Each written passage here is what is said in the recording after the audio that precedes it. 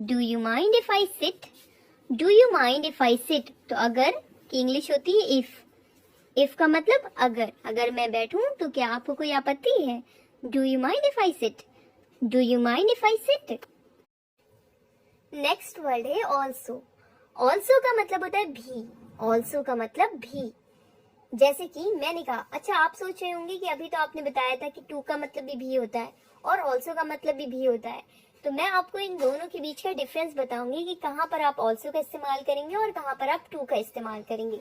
एक मैं नई वीडियो बनाऊंगी जिसमें मैं आपको इन दोनों का डिफरेंस बताऊंगी। कई ऐसे वर्ड्स हैं जिसकी मीनिंग एक होती है और वो अलग अलग जगह पर इस्तेमाल किए जाते हैं, तो मैं आपको एक अलग वीडियो में बताऊंगी।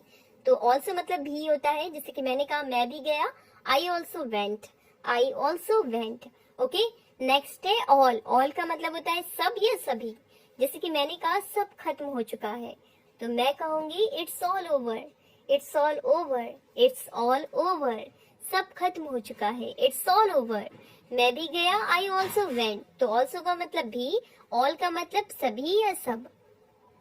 अगला वर्ड है इनटू, तो इनटू का मतलब भी मैं होता है और मैंने आपको बताया कि इनका मतलब भी मैं होता है। तो ऐसे वर्ड जिसमें बहुत ही कंफ्यूजन होती है, कहाँ पर आप इनटू का इस्तेमाल करेंगे, कहाँ पर आप इनका इस्तेमाल करेंगे, इसकी मैं वीडियो अलग बनाऊंगी।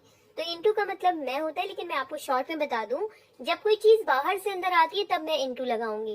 यानी कि जब मैं कह रही हूँ कि कमरे में जाओ, अब देखिए आप कमरे में बाहर से अंदर आ रहे हैं, कमरे में आप क्या कर रहे हैं, बाहर से अंदर जाएंगे, तो कमरे में जाओ तो गो इनटू द रूम।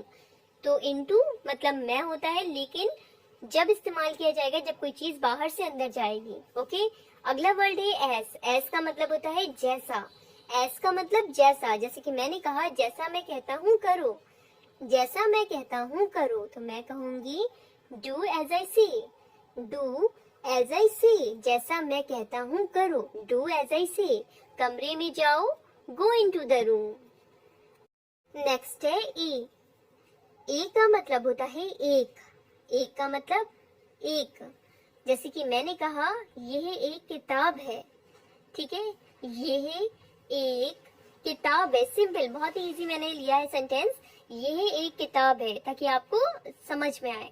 तो मैं कहूंगी दिस इज अ बुक। तो यहाँ पे देखिए मैंने ए लगाया क्योंकि यहाँ पे कहा मैंने ये एक किताब है, तो एक के लिए मैंने कहा ए का इस्तेमाल किया, दिस इज अ बुक। और इसे पढ़ते क्या, आ पढ़ते हैं, this is a book, this is a book. अगर मुझे कहना ये किताब है तो मैं कहूंगी दिस इज बुक, लेकिन मैंने कहा ये एक किताब है, तो एक के लिए मैंने यहाँ पे एक इस्तेमाल किया, this is a book. Okay, अगला है एम, एम का मतलब होता है हूँ, मैं ठीक हूँ, तो मैंने कहा I am fine, I am fine. और आई एम का जो कॉन्टेक्शन होता है वो होता है आईम, आईम, ठीक है, आई एम फाइन, मैं ठीक हूँ, मैं ठीक हूँ। नेक्स्ट है वॉज, वॉज का मतलब था, क्या मैं गलत था, was I wrong, was I wrong, क्या मैं गलत था, वॉज आई रॉन्ग।